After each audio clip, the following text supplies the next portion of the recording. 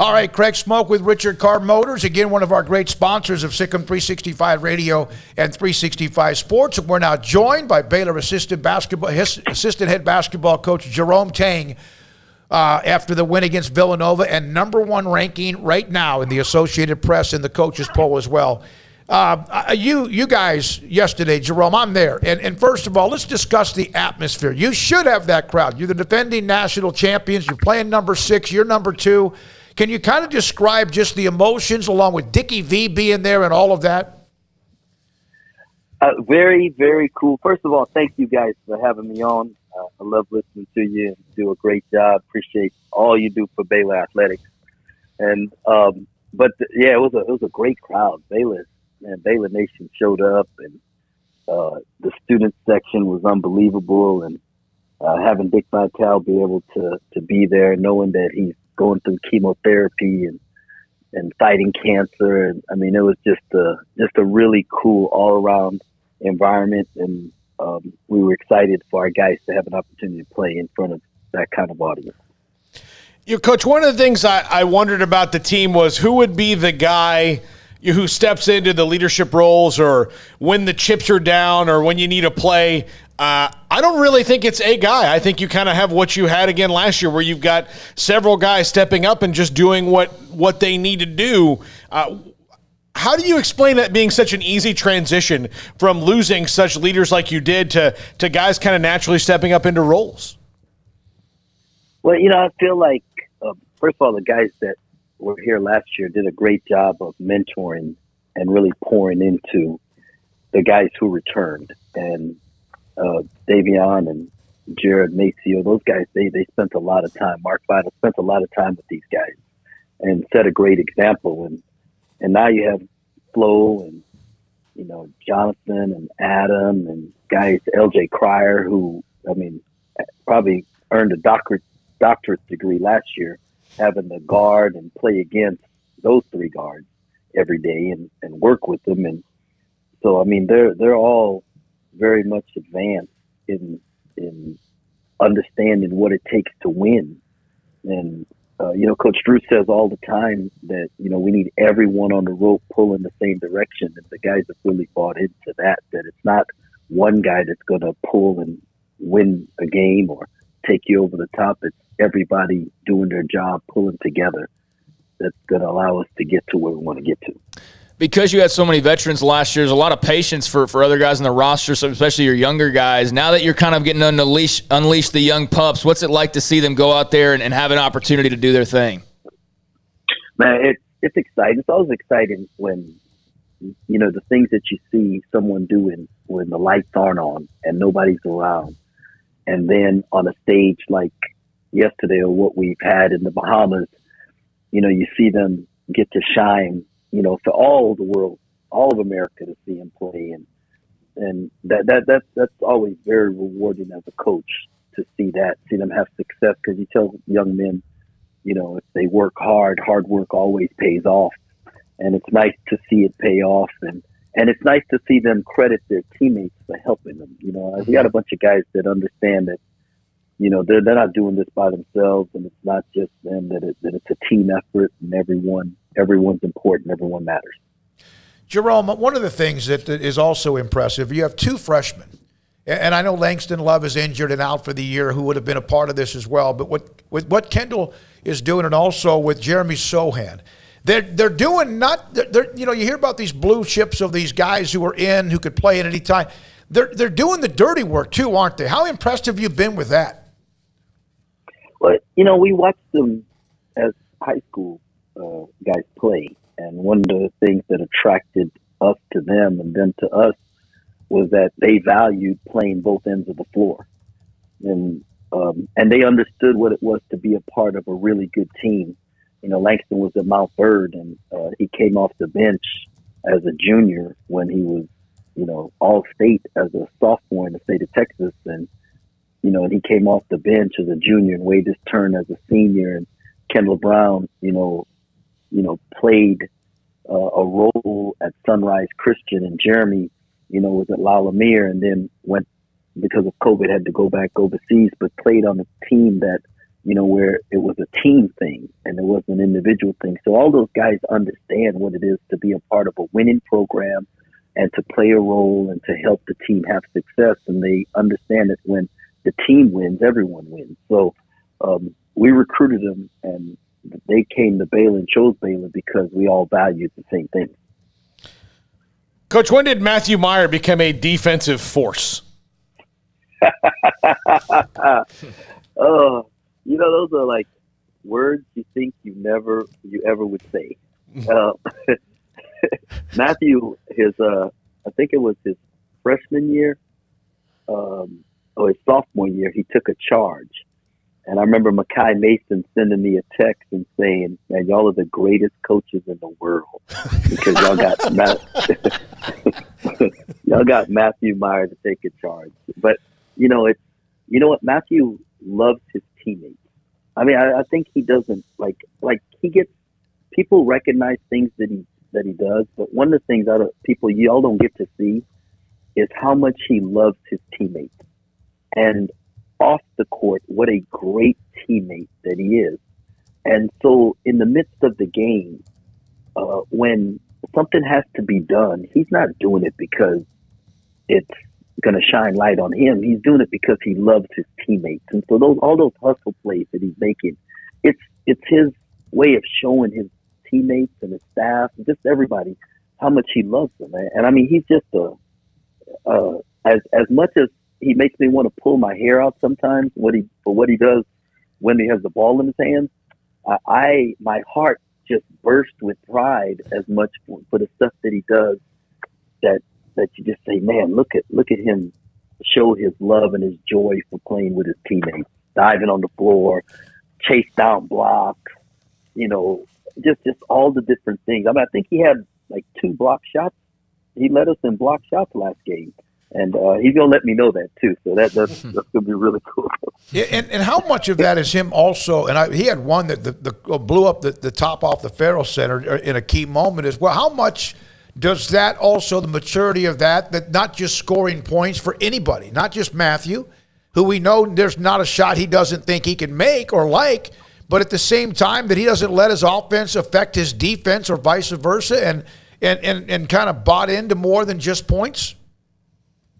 It's great maturity, and that's what you want to see. I mean, nobody's arrived, right? And so everyone's got to continue to get better, and all of us, coaches, players, everyone. And Matthew, seeing the maturity in his game, seeing the maturity from day to day, guys just continuing to get better. LJ Cryer was known as a shooter coming out of high school, and watching him get in the paint and make plays people and, growing in his defensive abilities. And I mean, just every one of those guys, you can point out things and you see growth in their game. And because, they just want to keep getting better. And we talk about getting 1% better every day. And I think this is some of what you're seeing now is the result of that. And as we continue to go on, you'll see it get even better. Coach, the culture of joy, I mean, that has really spread like wildfire, especially the last year or so, and just the mentality, the style, the way you guys conduct your business and how you conduct your business. It's kind of scary that doing things and being happy and being positive is like such a revelation to people sometimes, but it feels like that is not only obviously become y'all's brand, but it's spread throughout the rest of campus, I feel like, in ways, and throughout the fan base as well, and just a different type of an appreciation for the way things are done. Do you kind of feel that? And what's it like on campus right now when you see, Dave Aranda and the football team winning a Big 12 title, or Nikki Collins and the women doing their thing? I mean, there's a lot of good going on right now, and you guys are a big, massive part of that. Just what's it kind of like on campus, and what's it like to see people appreciate the culture of joy? But I think we have to definitely give credit to Mac Rhodes. And, I mean, he came in and established 4 pillars, and one of the 4 pillars was spiritual growth. And that was extremely important to him. And he wanted to see our student athletes grow in their walk. He wanted to have coaches around the student athletes that cared about their spiritual growth. And Mac has made that important, and therefore all the head coaches have embraced it. And then every sport that you've named, I mean, I think we would say each one of those men and women are unbelievable human beings, and they exemplify what Baylor University has always meant to be about. And that, building men and women who are going to impact their city for the kingdom and impact this country for the kingdom. And these head coaches, they're leading the way, and Coach Drew's leading the way with it. And so, I love the word joy. I love the fact that it's being spread across campus. But I love when I hear the announcers on TV say it, and people, when they talk about us playing with joy, you can't have joy without Jesus. And so it's Jesus first, another second, and yourself last. And, we're going to we're getting our guys to really embrace that. And, and they're not angels. No? They're young men and young women who are living life and making mistakes, but they understand that, they're going to be loved and they're going to be nurtured through those things. And there's a way, especially with social media and everyone having a camera and just like you can't talk and treat people any way you want to anymore, because it's going to get exposed. Okay. And so, people can put on a front in public, but in private, if they're a different way, it's going to eventually get exposed. And I'm just telling you that, having been around Nikki and having been around Dave Aranda, and especially, spend the last almost 20 years with Coach Drew, they're the real deal, man. In private, they're going to love you and with the love of the Lord, and they're going to pour it into their kids, and you're seeing the results on the field, and win or lose, you're seeing young men and women handle what they do with class and dignity, and it's making Baylor Nation. I hope it's making Baylor Nation proud. How would you grade Nikki Collins as a member of the Bear Pit then?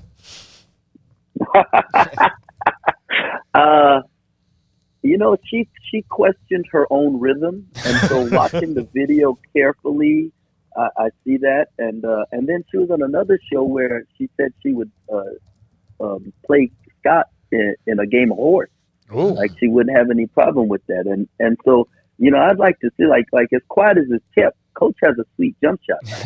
And I know y'all haven't seen it, but early on we would play some 3-on-3s of the staff, and he had a nice heavy pull up and a right to left crossover pull up, and the shot is nice. So I don't know. I'd like to see that. I think it'd be a great fundraiser to have Scott and Nikki.